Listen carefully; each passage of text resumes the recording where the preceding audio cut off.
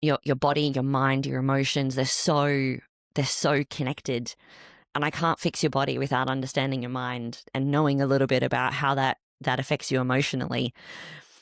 Because there's a lot of times when there's been not a physical solution, but there's been a mental and emotional solution that has really, really helped. And that's proven time and time again with a lot of people who I work with, myself included. So, if you're not asking those questions, do it now. Welcome to Beyond the Pain, the podcast that explores what it really takes to break free from chronic pain and reclaim your life. I'm your host, Lee Brandon, and someone who's spent over 2 decades helping people get to the root cause of pain that no one else could explain.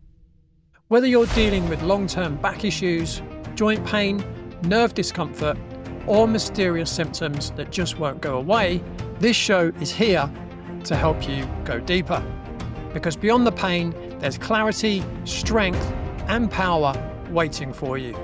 Each week, we'll uncover the physical, emotional, biochemical, and energetic causes of pain and how to transform them. Let's dive deep into this week's episode. Today, I'm speaking with someone who brings a deeply human perspective to understanding pain, and that's Vanessa Leone. And this episode really shines a light on something that's missing in so many healthcare interactions, and that's true listening. So many people I meet, and I know many of you listening, have been rushed through appointments, given assumptions about your symptoms, or told what your pain must mean without anyone genuinely asking you about your experience. Vanessa and I dive deep into why listening is essential, how meaningful answers come from the person living in the body, and why chronic pain is almost never caused by one isolated event. We explore stress, fear, lifestyle overwhelm, wrinkles on the inside, disc findings that don't match symptoms, and the cascade of factors that create long-term pain. And importantly, we talk about how pain begins to unravel when someone finally feels heard, understood, and supported, something that simply can't happen in a 20-minute rushed appointment. It's an honest and insightful conversation that gets right to the heart of what people in pain truly need. So let's get into it. Here's my conversation with Vanessa Leone. Vanessa, welcome to Beyond the Pain. It's good to have you on the show. Thank you so much for having me. I really appreciate it. Yeah, it's good to have you on. It's good to have a little chat offline and see how we've got so many mutual connections and how far back we go. We know we don't look as old as what we were just discussing, do we? No. Who would have ever guessed that? I've only been in the industry for 2 years, not nearly 20. Awesome. So, Vanessa, I know you've had your own journey with chronic health conditions. How has your experience shaped the way that you now help people living, for instance, with persistent pain? It's such a great question because I think a lot of coaching, any type of coaching, but particularly around bodies and with human beings, comes from your own personal experience. And while you can be a really good coach and not have that personal experience, in my own experience watching other coaches and training other coaches, but then also with my own clients, being able to actually really understand the type of pain they go through, the health issues, the medical system, jargon from allied health professionals and doctors, it gives you a level of empathy that really connects you so much more with your clients. And I think I was a good trainer and a good coach 10 years ago, but it's a different level now. It's a different level of being able to connect and associate with people. It's a different level of listening.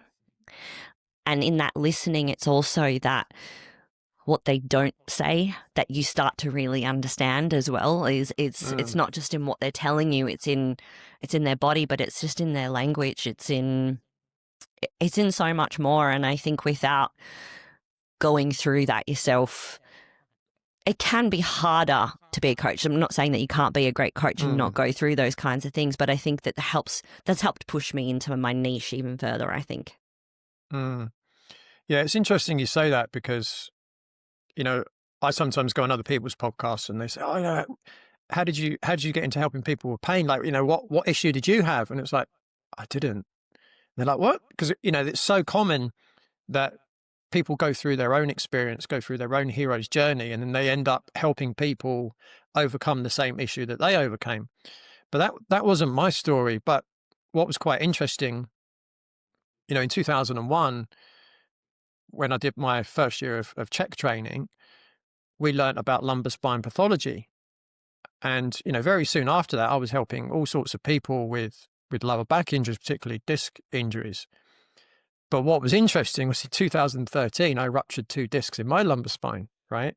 So it was actually, you know, 12 years later. And what was interesting, yes, of course, I went through some amazing training and I'd helped lots of people overcome back pain. But going through that experience myself was probably the biggest teaching I ever had to helping people with lower back injuries. And, you know, things like, oh my God, how do I put my underwear on? Because I can't bend forwards, right? Or how do I put socks on? Or how do I put shoes on? Or, wow, this injury has challenged my own identity of who I am.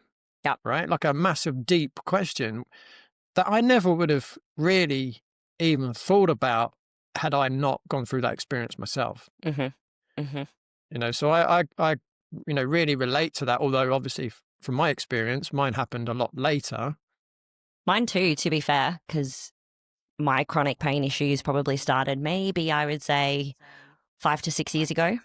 Mm. So I've been in the industry for, it's 19 years at the start of next year. So, and it was the same kind of thing. I took on so much learning prior to all of that. And in some way, having all of that knowledge and understanding prior to what happened to me was so useful for my own issues, right? Because Yeah. doctors and the medical system can be so challenging, and it brings you back to that perspective of, God, some people don't have this knowledge that I have. How even more challenging to navigate this whole landscape does that make it? Because they don't have half the information that I already have, that I've been utilizing for people for so long. And I can speak the language and understand what doctors mean and ask the right questions. And so I think that in a couple of ways, yeah, the physical side of it, the emotional side of it, but it's also that understanding of, oh, it's like, it's so much harder than we ever really anticipated. Yeah, again, I can completely relate to that because when I think about when I had my injury, so it was bad. It was bad. So I had complete pins and needles, numbness through my left leg. I had a dropped foot. So when I attempted to walk, I would step with my right foot and then I'd have to drag my left foot. So it wasn't even like a walk, right? So I couldn't sit down because of the pain. I couldn't bend my spine at all without it creating shooting pain. So I went to my GP to get a referral for an MRI. I just wanted to make sure that, you know, based on my symptoms, I thought it's either my L45 or my L5S1 or possibly both. And so I went to my GP and the first thing he said was, "Oh, take a seat, Mr. Brandon." And I'm like, "No, I can't sit down." He's like, "What do you mean you can't sit down?" And I had to explain the whole thing to him and he'd never heard of that before. And I thought, wow. Well, I wasn't that surprised, to be fair, but you know, and then he said, "I'll take your top off. Let me inspect your spine." I'm thinking, you're not going to see anything, right? So he ran his finger down my spine. He went, "Oh, everything looks okay." I'm like, "What do you mean it looks okay? Of course it's not okay. I can't feel my left leg, right?" And he said, "Yeah, you know, no problem. I can refer you for an MRI." He said, "But you won't be able to get one for the next month." And I was like, no, no, I'm flying to California in a few weeks. Like, I need it today, preferably. And he was like, well, that can't happen. And I'm like, no, I'm not asking, I'm telling, right? I need it like in the next 24 hours. And he's like, well, you'd have to pay for it. And I'm like, fine, just give me the referral, you know? And I wasn't rude, you know, I was quite polite. And he sorted out the referral, and he said, oh, and here's some painkillers and some anti-inflammatories. As you do. And I said to him, well, fine, but just to let you know, I won't be using them. And he's like, well, you know, as your doctor, I recommend that you do use them. And I said, well, can I explain why I don't think I should use them? And he said, okay. And he looked a bit confused. And I said, well, look, there's clearly damage at the moment. And when I bend forwards, the pain increases. I want to know if I'm creating more damage. If I take a painkiller and an anti-inflammatory, I'm switching off that important signal from my, you know, nervous system to tell me I'm creating more damage. I want to be able to feel that. And he looked at me like I was crazy, right? Because obviously everyone that he sees, they go to the doctor. What do they want? They want instant relief. Give it right? to me. Yeah. So I said to him, look, you can write the prescription, but, you know, I'm not going to use it. And he said, well, look, as your doctor, I have to prescribe these for you. And I'm like, okay, fine. And The operative word, they have to, which is super interesting. Yeah. They have to follow the algorithm rather than be a doctor. Yeah. And he gave me the prescription, and I folded it neatly. And as I left his office, I just popped it in the bin just before I went out the door, because I knew I wasn't going to use them, right? I mean, yeah, there was a lot of pain, but I wanted that feedback, right? And, you know, what I realized was that 99.9% of people would have gone into his doctor's office with the same symptoms of me and would have said, oh, okay, I need to wait a month to get the MRI.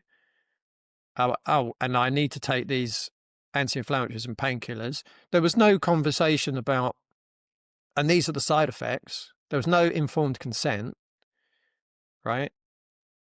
And that made, also based on, you know, going back to your point, it made me realize how, I'm going to choose my words carefully, how uninformed people are when they go to see certain professionals for a condition like that. And what's interesting, a family member of mine had a similar incident or a similar condition, I think around the same time. I can't remember if it was just before me or just after me. I can't remember. And she was on morphine for about 10 years.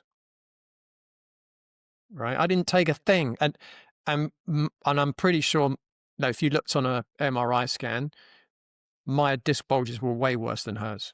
And she was in pain for a long, long time.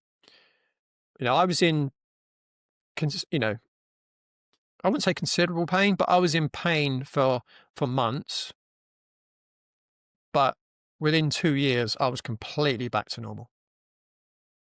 Right. And then there are other, and I also think my family member also had spinal surgery. I was wondering if that was going to come up.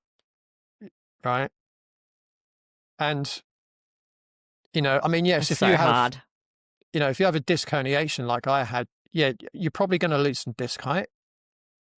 Right. But if you give the body what it needs, it can minimize any ongoing kind of condition from that. Right. And, you know, 12 years on, I'm playing tennis at, you know, intense level. I'm lifting heavy in the gym at the moment. I'm doing four heavy sessions in the gym. I'm not playing tennis through the winter. I'm a fair weather player, but I'm doing 4 intense sessions a week. You know, I'm pushing 60, and it just shows what you can do when you give the body what it really needs. Yeah.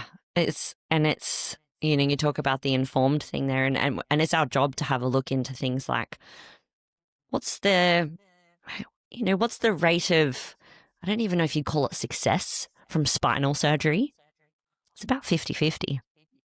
If you're lucky. There's actually no long-term research to suggest that having spinal surgery is of a benefit to people in the long term. There's not a lot of research. They just started cutting people's spines open and thinking that it was a good thing to do. And there's not a lot of research to indicate that it is a good thing to do. Yeah. Well, there's quite a famous study done by a Dutch group, and they showed that if you MRI'd a group of adults, their lumbar spine, 76% of those who are not in any pain whatsoever have some kind of disc derangement in their lumbar spine. Yep. I can't remember the exact age group, but so if you MRI'd people and you said, oh, you've got a disc derangement, disc bulge, disc herniation, and we need to operate on those people, right? Yeah. Yeah. When you look at the scope of that. But the best way I heard that explained, and there's a lot more research into that initial study that you mentioned, there's so much more research showing that even as early as your 20s and 30s, something like 30% of people will have some kind of herniation, and only a certain percentage of them will actually feel any pain. But a physio who I worked with for a particularly complicated pain issue that I had for myself, he calls them wrinkles on the inside. And, obviously now with beauty things, we try to minimize the wrinkles on the outside. I won't talk about implications of that. It's another story. But that's what it is. You know what I mean? It's a wrinkle on the inside, and a wrinkle on the outside does nothing to decline your physical performance. It does nothing to hinder you. It is just there. It's there because you're wise and your body's changing. And there's no reason to suggest that doesn't happen on the inside as well. And why would that minimize our function if we remain true to our function? Yeah, I mean, I think there is also a line, right? Always. My L45 nucleus literally shot through the There's annulus, always the line, right? And if used wisely, now I think medical testing is overdone, right? The more medical testing is done, the more chance there's going to be a medical intervention. And a medical intervention to me is almost the opposite of health, right? Because generally it's either creating trauma or it's creating toxicity in the body. And neither of those are beneficial. But I think if you were to MRI people's spines, it might give you an indication of who might need specific interventions. But I don't mean medical, I mean more. I understand. Yeah. Right. But there's ways in which, you might have your way of doing it, but there are ways in which you can assess that without having to do an MRI. Right. Yeah. I can tell you after, helping people with disc issues for 24 years, I can tell you that 100% of those all had what we would call a flat lumbar spine. 100%, right? So if you know how to measure that, you can begin to correct it, because obviously if you've got a flat lumbar spine, you haven't got optimal loading through each disc. You're going to have excessive loading through the anterior disc, which is going to push it posteriorly towards the spinal roots, right? So the spinal nerve roots. So yeah, it's quite interesting. Yeah. When we start to talk about the whole collective picture, it's super interesting, and I'm excited to dive a little deeper into this. Yeah. So I know you talk a lot about understanding the why behind movement, and I love that. When you're working with someone in chronic pain, how does understanding that why change the approach that you take and the results that they get. I want to take a moment to share a story that really stuck with me because it's about more than just pain. Catherine was once a fit, active runner, but after a back injury, she could barely get out of bed. The worst part, she couldn't even pick up her toddler without wincing in pain. She felt helpless, exhausted, and scared of what the future might look like. Together, we figured out the root of the problem. Just 5 weeks later, she was off painkillers, and within 10 weeks, she was jogging and lifting her son pain-free. If pain is stopping you from living the life you want, grab my free chronic pain breakthrough blueprint at www.bodycheck.co.uk/free pain guide. It'll show you the 7 reasons you might be stuck in pain and how to start moving forwards. Yeah, it's a great question, because I think this was a lesson that I learnt relatively early on from a behavioral motivational perspective. You understand sorry to interrupt. I got into that really early on in my career as well. I was literally 2 years in. I was really fortunate because I originally studied with the American College of Sports Medicine. And then very soon afterwards, they asked me to become one of their teachers and examiners.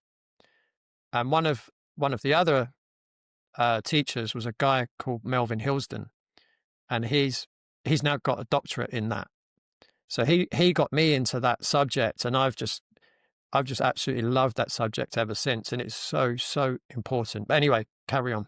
No, it's super fascinating. So I was lucky enough, we had mentioned one of my early mentors was Bobby Capuccio, Ian O'Dwyer, and Bobby Capuccio had written in conjunction with someone called Dr. Paul Taylor, our gym, I suppose, induction questionnaire.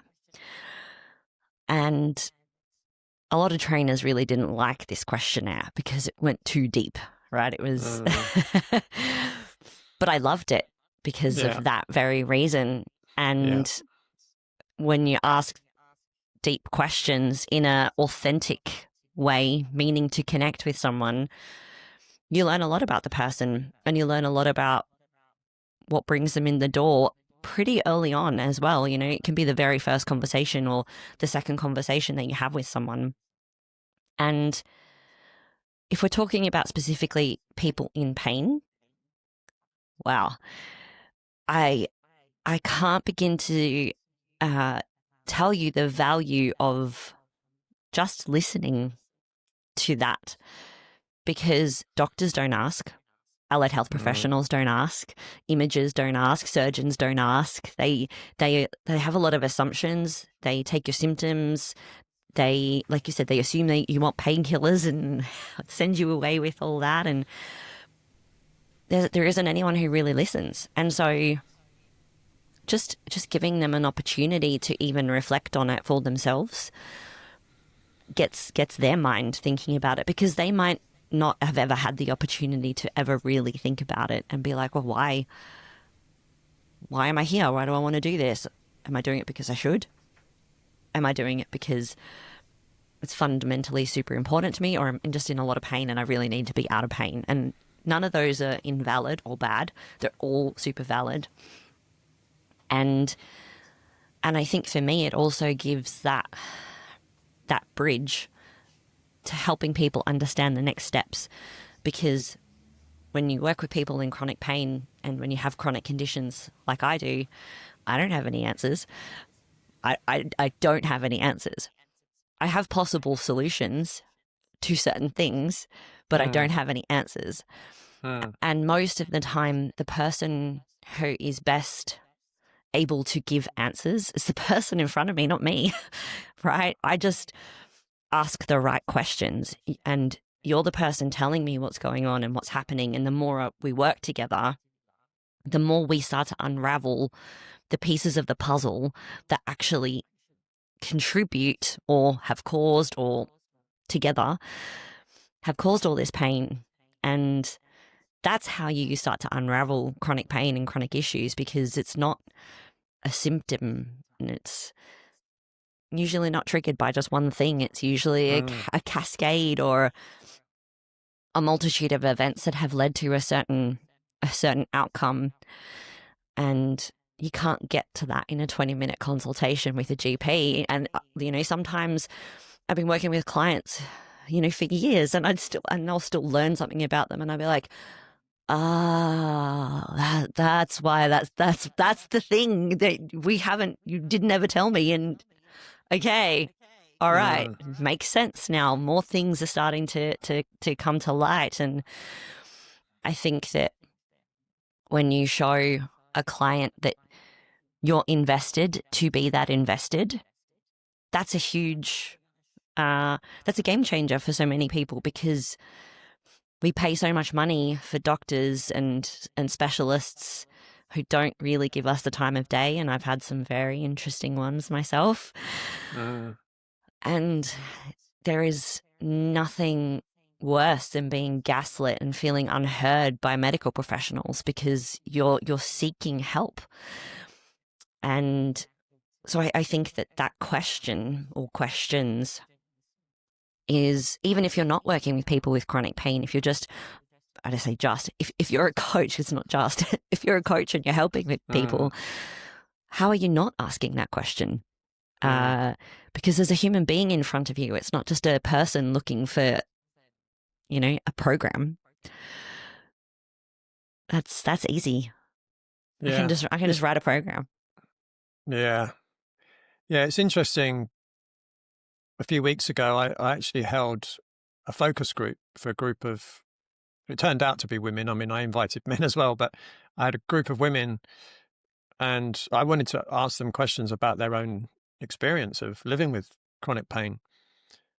And what was quite interesting was that at the end, they all said, "Can we do this again next month?" Right? They enjoyed it so much. I mean, to be fair, I did provide food and drink as well. But really what it was is I was the first person that ever listened to them. And a lot of the talk was, I feel so gaslit by my doctor because he just doesn't understand me. And, literally asking people about their own experience is actually quite liberating. And also, I guess, having a group of people who've had a similar experience and they can share, I know what you mean, and that went quite a long way. But for me as well, when I'm coaching people, and again, it could be pain, it could be something else, is for me, getting to their why is so important, because life isn't always, a bed of roses, right? Everyone has challenges in life. And it's very easy to get knocked off course, right? When you're following a protocol, program, whatever, it's very easy to be knocked off course. But if you can always bring someone back to their why, it's much easier to get back on track, And I if some of my ex-clients are listening to this, they'll probably laugh, because I have so many like cheesy comments that I pull out from time to time, but they're actually powerful, right? And one of them is keep your eyes on the prize. Right? Just means stay focused on your goal. But that could also be, not just your goal, but your why. So, for people in pain, they quite often say things to me like, well, the reason I want to get out of pain is because I want to be able to get back to playing sport, or I want to be able to pick my child up from the floor, or I want to be able to have a proper night's sleep without the pain waking me up, so I'm not tired all the time. Right? There are your whys. I mean, everyone's got their own whys. But, if someone just thinks, I need to get out of pain, there's not really any motivation to change. It's what do you get from being pain-free? It's not the pain-free itself. And you could say that about any other goal, right? Someone that wants to lose weight, it's not really the losing weight. It's what the benefits that you'll get from losing weight, right? So, it is a really, really important question to ask. And if just yesterday I've just taken on a new client, and the first session I always do with someone, I call it a goal setting session. right? But a lot of it is understanding their why. Now, the guy I was working with yesterday, he was like, wow, I can't believe, he said this like several times in the hour. He's like, I can't believe this. This is so good. Like, I can't believe you're making me think so much. Right. But it's about enabling the person to think about things they've never really thought about before. Because most people don't know their why. Because if they did know their why, there's chances are they never would have got to where they are in the first place. No, it's, I think it's also in a way liberating for people on the other end, for clients to just be heard and be understood. And even like a lot of the time, I'll say it straight to them. Okay, that sounds really complicated, or that must be, that sounds really challenging. I don't necessarily have the answer right now, but I'm willing to work on this with you.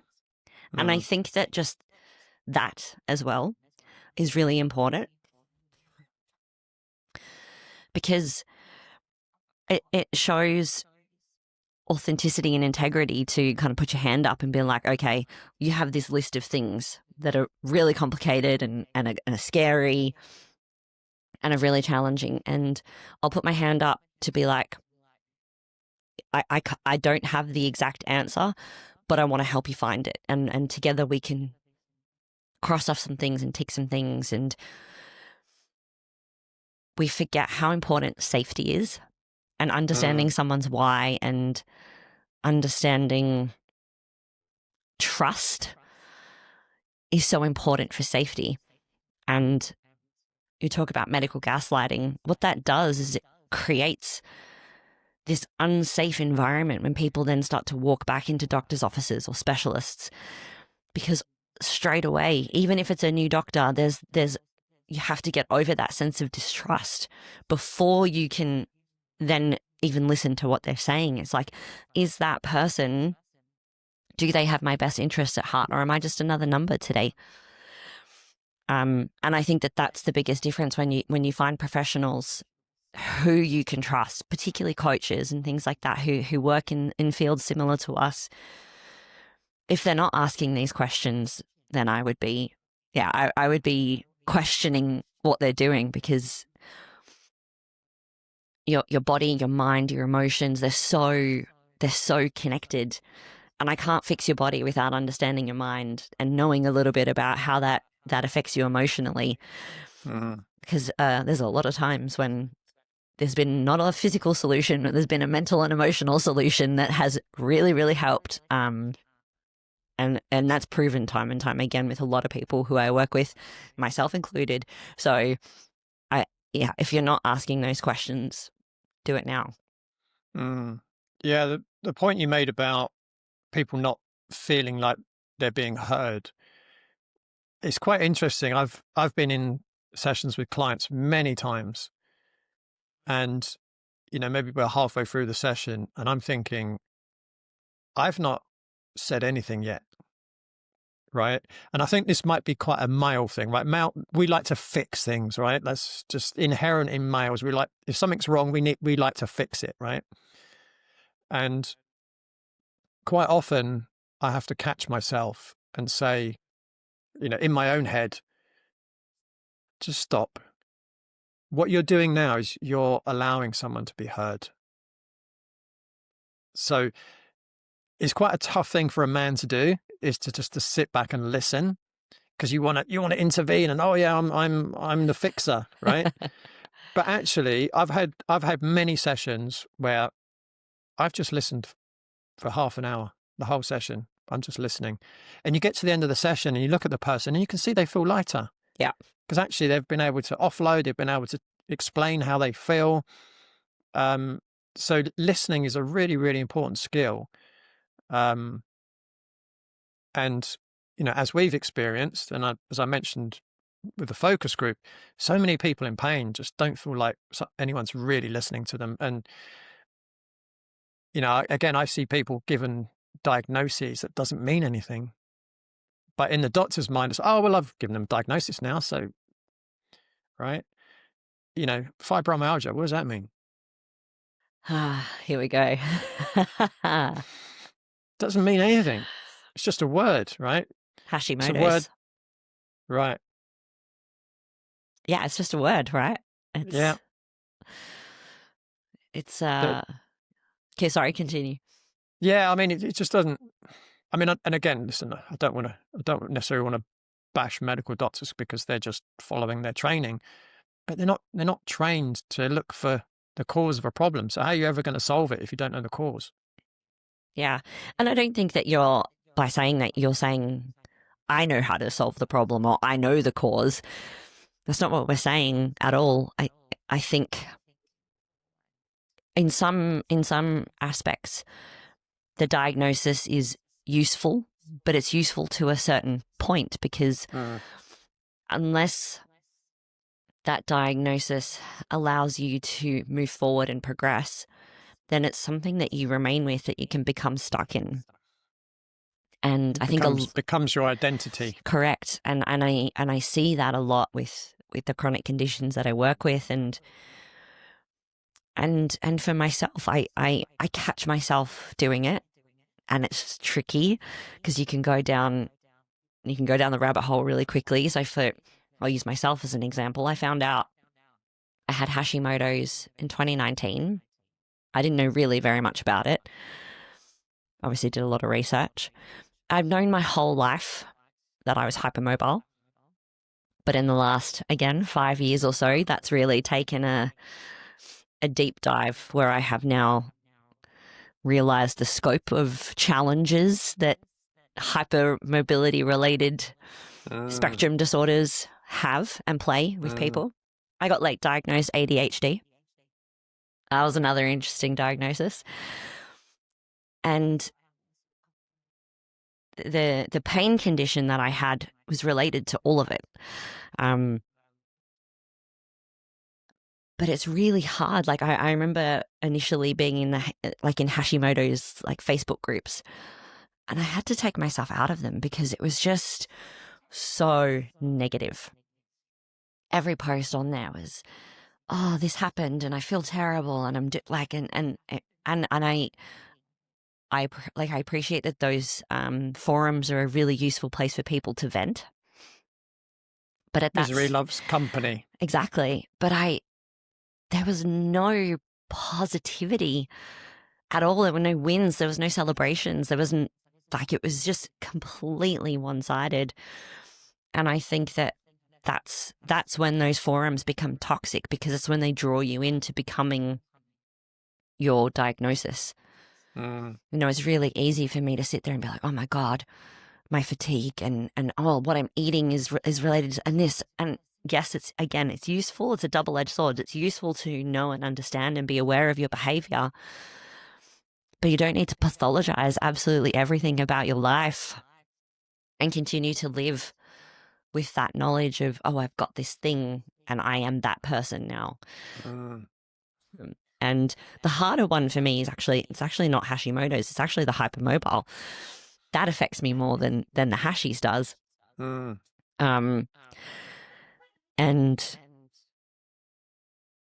that has a much deeper rabbit hole, but they're all so interconnected. And I think that I find it really interesting. And I believe a little bit more, I suppose, in the more emotional, spiritual side of what is my body trying to tell me? And, you know, I've been a chronic overworker. I've been a chronic overachiever. I've been a chronic people pleaser my entire life. And I felt like once I'd gotten over the whole diagnosis of Hashi's and things like that, that's just my body telling me to slow down. Slow down. You have chronic fatigue-like symptoms. You don't need to just push all the time. How about, and that's taken me 6 years to really get my head around. But your body's signaling something to you, like you said with your pain. I don't want to take pain med because I need to know that I need to know what I'm doing more damage. My body's telling me, you're damaging me. please slow down. And I don't have Hashimoto's issues in the traditional sense, I suppose, of people who suffer with Hashis. And there's a large spectrum of those. Not to say that I'm perfect, but like not thinking like that and being able to, find those positives, or this food or that approach that could help me, and I'll try and do these positive things for myself. But really listening to your body. And then on the flip side of that, when I'm working with someone who comes in with a condition, asking them to listen to their body, or seeing if they can, like that's really interesting, because our bodies are speaking to us constantly, and it's like, are you actually listening? And I think that the thing that I find interesting about the questionnaires with people is that people can often want pain relief, better night's sleep, change, all of that kind of stuff. I want to be able to lift up my child. But are you actually willing to change? Which is the hard part, which is the really hard part, because I think that I'm not saying that we're all to blame for our own problems, things like cancer and stuff like that. I'm not telling you you're to blame for something like that. But we can all be doing something in our life that makes something better. And are you willing to do that? Yeah, there's a question I ask people before they start working with me. And I ask them, are you looking for a quick fix, or do you want a long-term solution? Right? If they say to me they want a quick-term fix, there's stuff I can do. Right? It means that they're going to be passive in the process, and it may or may not get them the result they want. Right? But if they want a long-term solution, they have to play their role. They have to be active in the process. And it's more of me teaching them what they need to do. A quick pause, because I want to tell you about Amina. She was a personal trainer and busy mum of 3, training hard for a marathon until sciatica and back pain stopped her in her tracks. She couldn't run. She felt frustrated, defeated, and afraid she'd never get back to where she was. We created a focused, realistic plan tailored to her body. A few months later, she crushed her goal, ran a half marathon 5 minutes faster than her personal best, and now she's back running full marathons completely pain-free. If pain has forced you to put your goals on hold, download my free chronic pain breakthrough blueprint at www.bodycheck.co.uk/free pain guide. Let's get you back to doing what you love. But it's interesting, you were talking earlier about you might not be sure of the cause. This is something that I've been thinking about a lot in the last 5 or 6 years. Mainly, I guess, I've been down a big rabbit hole the last 6 years since I read Dr. Tom Cowan's book, Contagion Myth. And that was like, oh, okay, this is something that really got me kind of thinking. And it was really about, again, this has been spoken about a lot recently, but, do viruses actually exist? Are there such things as infections? Are there things as pathogens? Because this is all being questioned, or the science behind it is being questioned. So it got me thinking quite a lot. And I thought, well, what causes any kind of, let's call it, imbalance in the body? And I look at it as there's 4 potential things that can cause imbalance / let's call it disease, medical condition, whatever you want to call it. Number 1 is nutrient deficiency. Number 2 is toxicity. And I think if you look back at every single so-called pandemic, you can put it down to those 2 things, right? Yeah. And when I say toxicity, you could potentially put even electromagnetic radiation in there as well, potentially. So, so nutrient deficiency, toxicity, excessive stress, and that can be physical or psychological. Again, you could potentially put electromagnetic radiation in that as well, because the sun can cause you damage, right? That's excessive stress, right? And then the final one is unresolved emotional trauma. So those four. So just to go over again: nutrient deficiency, toxicity, excessive stress, physical or psychological, and unresolved emotional trauma. I could be wrong, but I think any condition is down to one of or a combination of those four. I would agree. And it's interesting because I still attend lots of education on gut health, right? And I actually watched a replay of one yesterday, and it was talking about infections and pathogens, and I was thinking, I wonder if they've been down the same rabbit hole that I have been, because, and I could be wrong. My assumption could be wrong, and I'm open to that. But I think once you've seen the evidence I've seen, you just wouldn't use that language anymore. You're going to send me down a rabbit hole. I've got plenty of rabbit hole.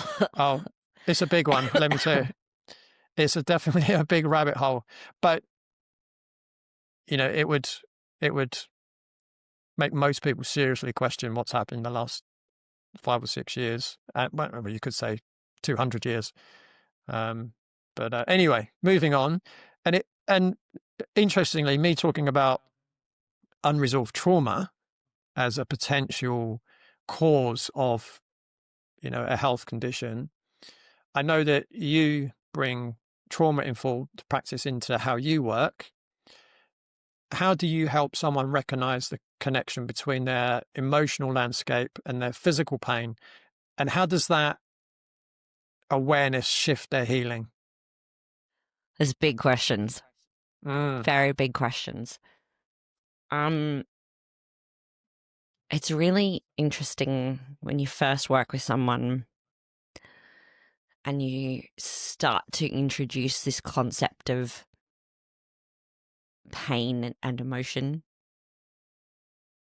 And I kind of try to talk about it pretty freely initially as more of like a concept and just see where it lands for people. And I don't really mind where it lands or where you're at with it.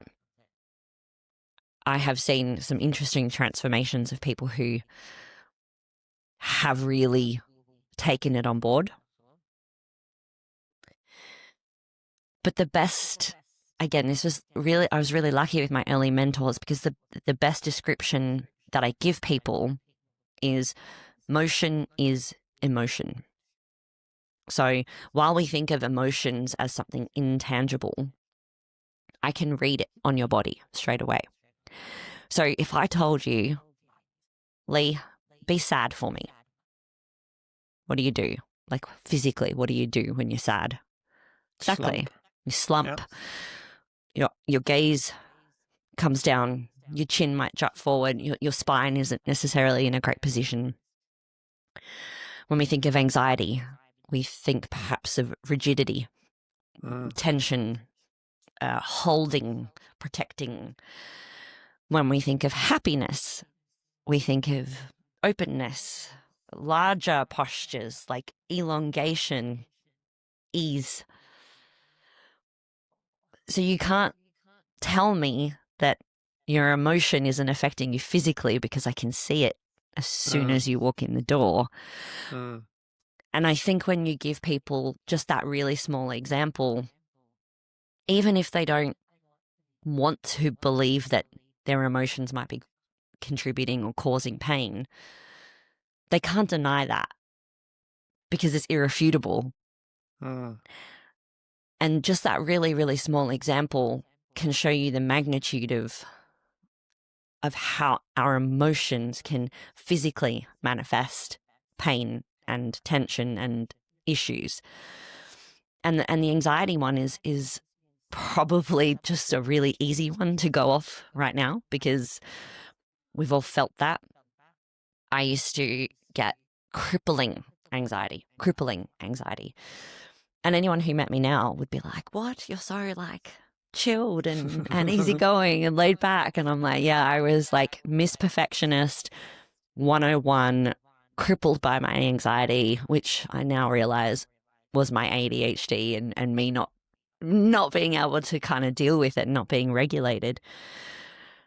But I used to get terrible sciatic pain. And the more I worked on my anxiety, the less pain I was in. That's just a really simple one. I had a male client. I somehow think that males can be a little harder to convince with this emotional symbiosis, I suppose, for whatever reason. And not all men, but in my experience, men are a little hard to convince. And he had chronic knee pain.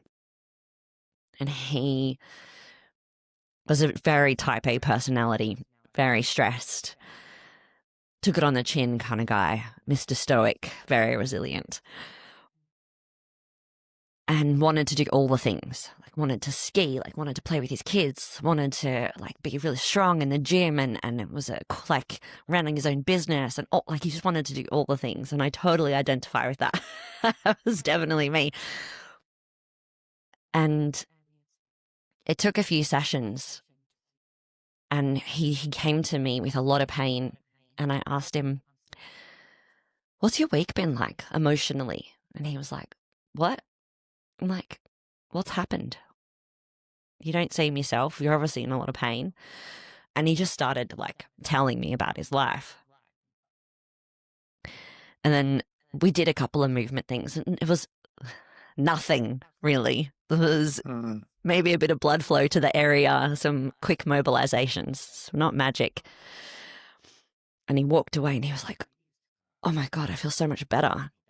I'm like, yeah. And, you know, trainers are often an impartial outlet for people to tell us things that are happening in their life. And I don't think people realize how much having someone who you can tell something like that to, especially if there's no judgment, how awesome that is. Why do you think people talk to their hairdressers? Because there's no judgment. They're chopping their hair and they're telling their life story. It's the same concept. And after that session, I continued to link his pain to his stress, because we just established that link. And by the end of working with him, he was asking the questions. He was like, oh, okay, so like I noticed this week that as soon as this happened at work, I started getting symptoms, blah, blah, blah, blah, blah. He's like, what do you think I should do? And I was like, well, let's talk about how we can mentally deal with those things, or emotionally deal with those. What are some strategies outside of what you can do in the gym? Because we're doing all the right things. We had an MRI. Guess what? There wasn't any damage. So where's the pain come from when there's no damage? Do you know what I mean? Like, why is it there? And in that case, people find it even harder, and the doctors don't know what to do with you because there's no damage. But there's still pain. Pain is still your body's signal that there's something wrong. And there was things wrong. That's just how it was manifesting for him. And he was able to go skiing with his family and get back into running and a whole bunch of other activities. And it was a really interesting transformation, because he was really not, I don't think he was mentally ready to hear what I had to say, but to his credit, he took it on board and then opened himself up to it. And I don't necessarily know how to create openness in someone. All I know is that I will try to meet you wherever you're at with that. Want that knowledge of, oh, is this emotional, mental, physical, all of it. I think people who I work with now, considering my bio and all of that, anticipate that connection a little bit more. And women are definitely a lot more open to that more often than not, I think, in my experience. Sometimes they're not. Sometimes they're really against it and they don't want to talk about it at all. I've also had those that they're often more stubborn. But the link is undeniable. It's undeniable. And it's incredible, even just acknowledging that, how much of a change that you can make. Yeah. I mean, when you look at it from a almost quantum physics kind of angle, everything is a vibration, right? Our bodies are a vibration. We just interpret the world through our five senses. That, if I bang my desk, we think it's solid. It's not solid. That's just our interpretation through our senses. So our body is just vibration. Well, what's an emotion? It's a vibration, right? So why would a vibration not affect something else that's a vibration? Right? It's quite simple. It's quite interesting, you kind of talking about, how ready people are to hear certain things, like, there's a connection between your emotions and your pain, as an example. And it just got me kind of thinking, almost like the journey I've gone on over the years, because I'm at the stage now where, when I'm speaking to someone in an initial consultation, I literally say, this is what I do, right? I don't even explain it. I say, look, I work with the human body from 4 different angles. From the structural point of view, so look at posture and biomechanics. From a nutritional point of view, I do manual therapy, and I release trapped emotions in the body. That's what I do, right? I don't explain it. It's just matter of fact, right? That's how I work. And it's interesting that since I've been doing that, people are just like, oh, okay. And no one's like, oh, really? Like, what would you, or you're crazy. It's none of that. It's just like, oh, okay. And interestingly, most of them have been men. I like it. That's very cool. Right. So maybe humanity's going through a bit of an upshift. I think so. Opening their minds to things that we thought were true, but perhaps weren't. Which again goes back to my deep dive I've done for the last 6 years, because there's lots of things I believed, or I'd never questioned. Yeah. Right. I mean, I'd say for 25 years, I've been quite, or at least I thought I was quite on the edge and very open to new stuff. But the last 6 years has been very much so. But I think that's starting to trickle out into the rest of humanity. I think, obviously we're going through quite an interesting time at the moment. And I think we all need to be available or able to have an open mind to things that perhaps we don't understand, or perhaps that someone else is questioning and you think that they're crazy just because they're questioning it. Right. And I've seen many, many times now over the years, someone, whether it's with me or with someone else, overcoming a condition by releasing an emotion from the body. Right. And you could say, well, that's a placebo. I don't care if that's placebo. What is placebo? Don't care. Yeah. They don't know what it is. No. It's a thing. We know that it exists and we know that it happens, but we don't know what it is. I was lucky to do some work with Thomas Myers. And we did a bodywork course. I essentially have the same approach as you, which is, I think, is why we're chatting. And I remember the girl who I was working on, we were just practicing as well. So just finding things. I was kind of digging in and around diaphragm, rib cage, internal, external oblique area. And she full swatted me away, like straight away. And she apologized. She was like, oh, sorry. Like that, I didn't mean to do that. And I was like, that was subconscious. That was an interesting reaction. And that was protecting. That was the first reaction. And we're like, okay, let's try again. Went back in there, back in there, back in there. Within about 20 seconds, she was just crying. Like I'm talking about whole body sobs. And I don't think that your body, I don't know, holds an emotion. I just think that we remember something that happened that we didn't get to express, that all of a sudden now we've gotten the chance to express, or the chance to feel the way that it was meant to come out in our body when we didn't allow it to happen. And once she had ceased her emotional reaction, her whole body demeanor just changed. It was just, I went back in there and there was just no resistance. It was very, very interesting. And, I often, when I'm doing body work with people, I don't know if it's the neurodivergent side of me or just the, I don't know, very woo-woo side of me. I feel like I can feel it sometimes.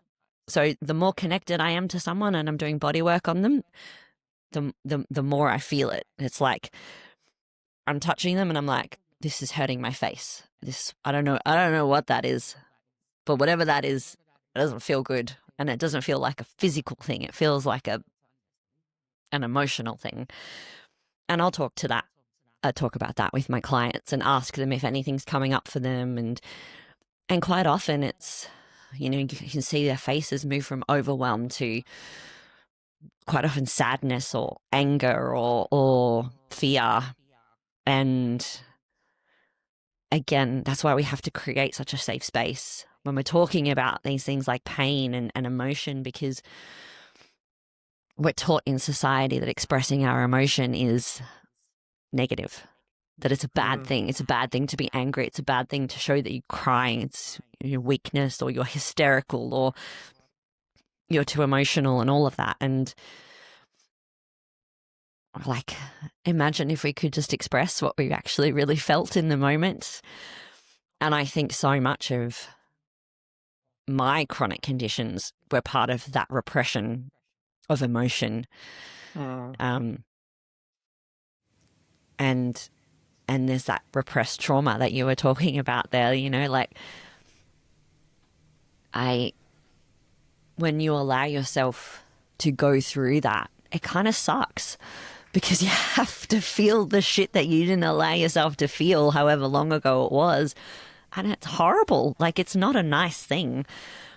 But when you do let it go, and when you can let it go, it's pretty liberating, and it really changes the way that you feel about yourself. You can give yourself a bit more grace. You can give yourself a bit more understanding, and be truly aware of how incredibly resilient bodies are, what we can actually hold, and what we can actually truly do when you start to put them all together. But I think when you keep separating these boxes, you just think that you're broken, and that's so disempowering for anybody.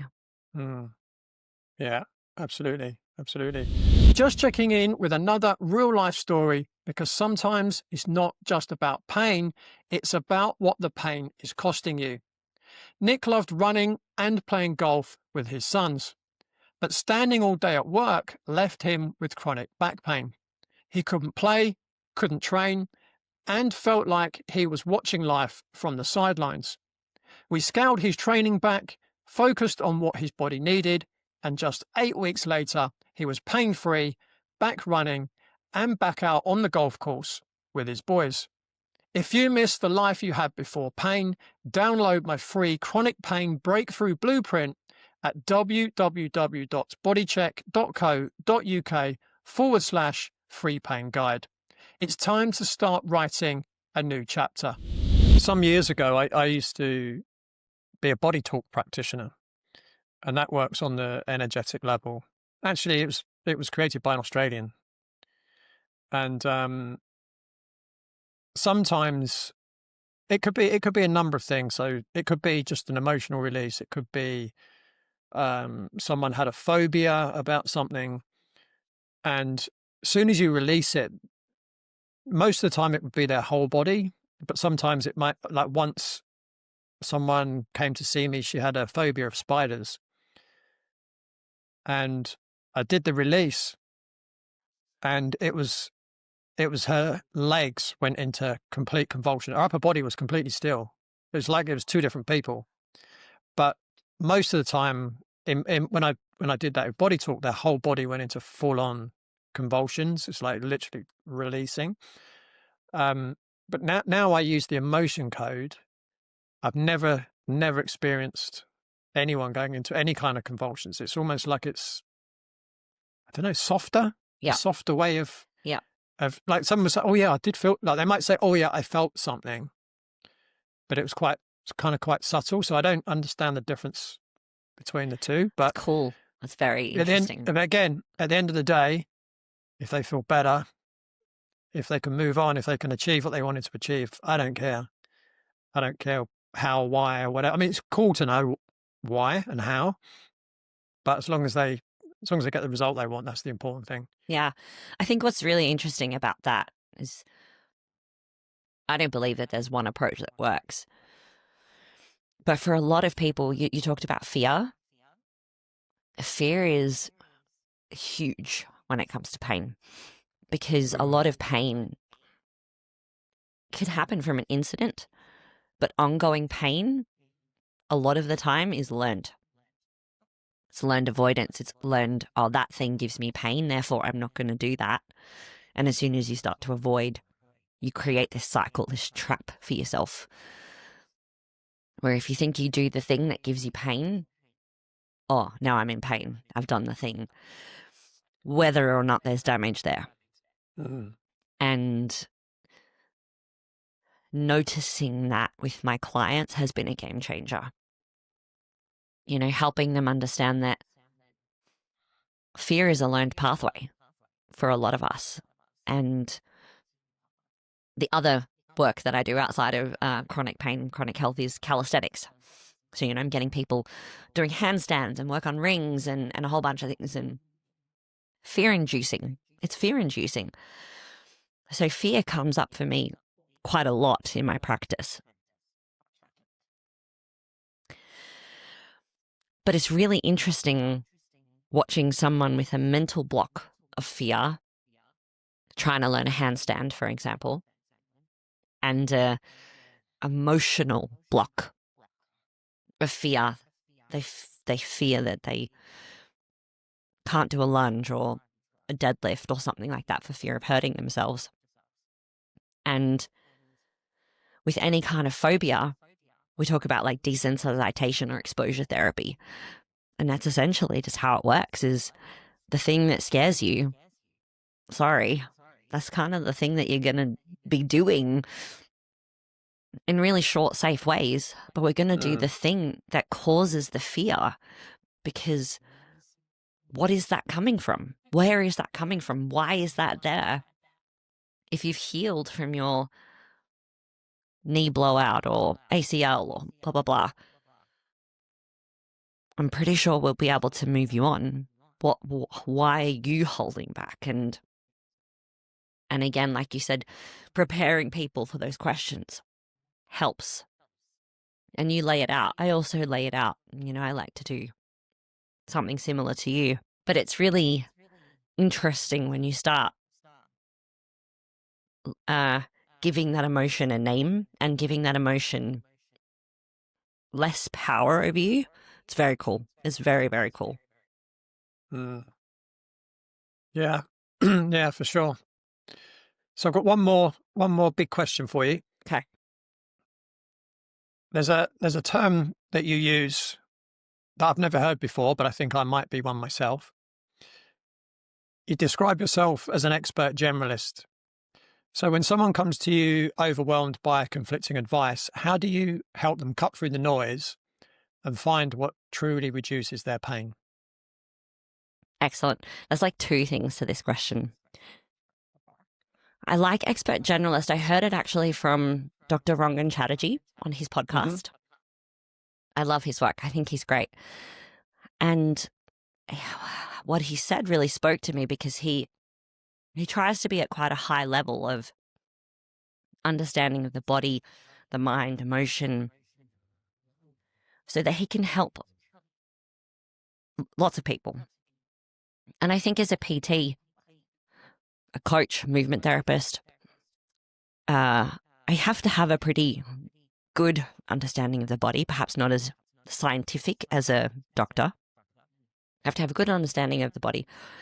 I have to know how to talk to people. I have to understand some psychology. I have to understand some emotion. I have to understand some behavior change. And if I want to be a really great, I have to understand a lot about different allied health professionals and disease or pain, because I see people with a huge range of complex issues. And so I'm not a specialist. I don't know the ins and outs of the cellular biology of all of these issues. But I could say that I could talk at a relative high level about quite a lot of issues. And if I don't know this particular issue that you're talking about, I have a high level of confidence in my ability to seek out information that is relevant in a way that I'd be able to understand from pretty decent sources. So that, to me, being an expert generalist means that I've had clients with a huge range of conditions, which have each in turn led me to understand more and more about the body. The best person to understand what's happening with you is you. And I think that that's where we outsource so much of that to other people. We have been gaslit. We've been taught that X plus Z equals Y. But when X plus Z doesn't equal Y and it equals D or number one, like, what do we do? What does the rule book say? The rule book doesn't even go there. It doesn't know what to do. So the expert on yourself is you. You know your life. You know your body. You know it better than anybody. I don't know it better than you do. I have a good use of being able to see your issues from the outside in, which is often the hardest part when you're looking at complex pain or emotional challenges with pain and things like that, because you can be stuck in it. You can be boxed in by it. And sometimes just having people ask the right questions allows you to open that box a little bit. But that's how you cut through the noise. You have to come back to yourself. You have to trust your gut instincts. You have to believe,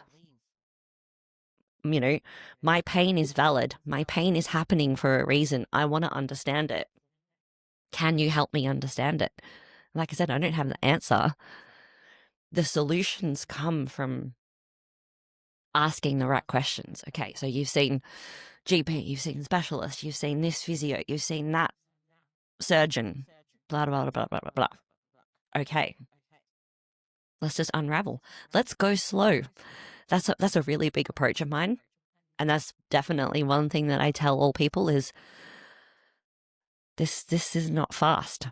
Like, if you want on your, I know you said you might be able to give someone a quick fix. I don't even bother with the quick fixes anymore. I'm like, no, that's not for me. You're just going to go down to the PT down the road.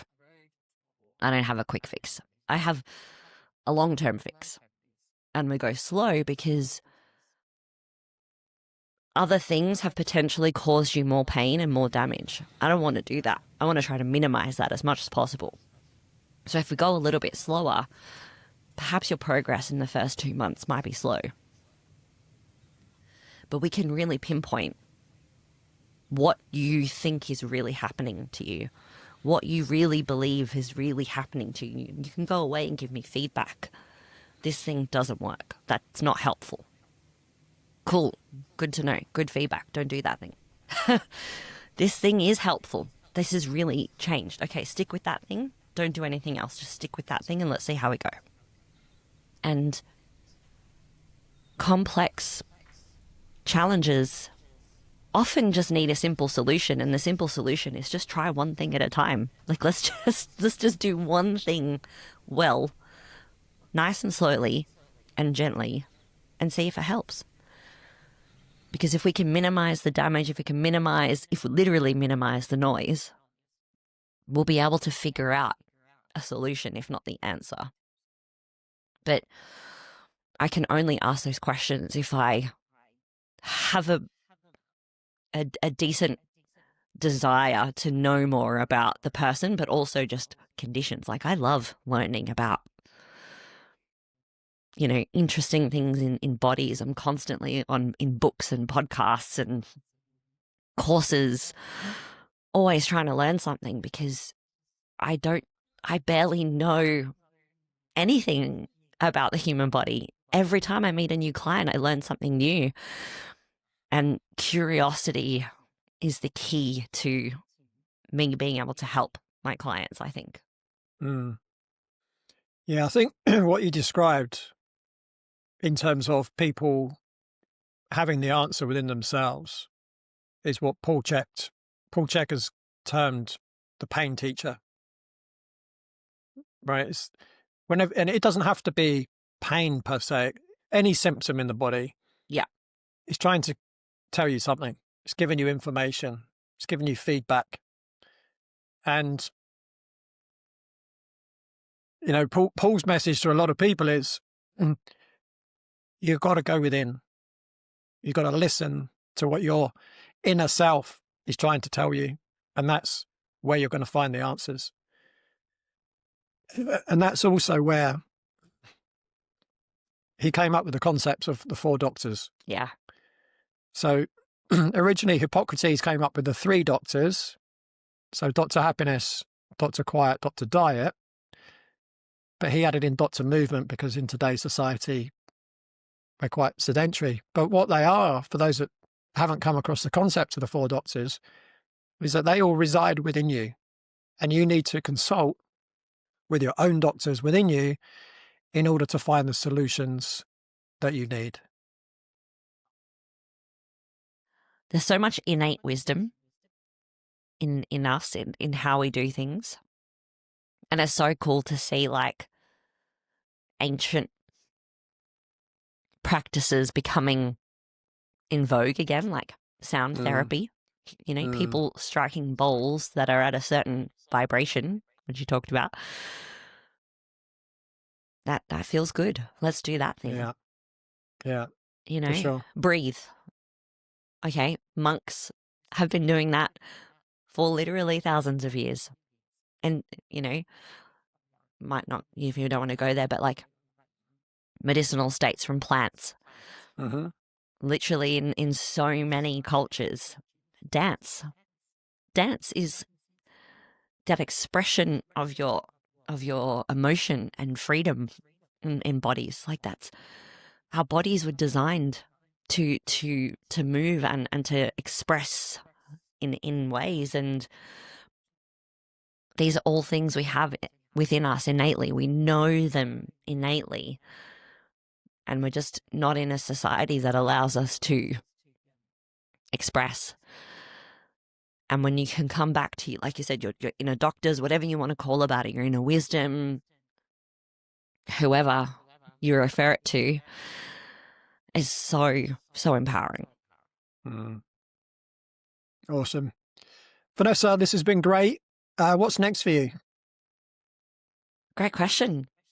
This year has been a questioning year. You've been on the rabbit hole. I've been on the rabbit hole. It's just, for me, it's actually gone back to pure basics. I'm working a little deeper in the wellness space and a little bit less in the fitness space. Actually, a lot less in the fitness space. And just really enjoying working with my clients, like really enjoying it.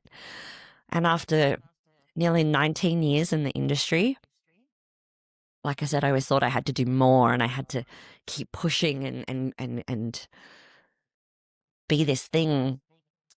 And this year it's not that. It's actually quieter and learning my truth and sticking to my values and instilling what I think is healthy, good lifestyle. Trying to do it for myself, because if I can't do it for myself, then who am I to continue to push it on to my clients, or not push it, but so I think I will continue with more of that, which I'm really excited about, because it actually opens up the future rather than diminishes it. So it's very cool. Awesome. And where can people find you online?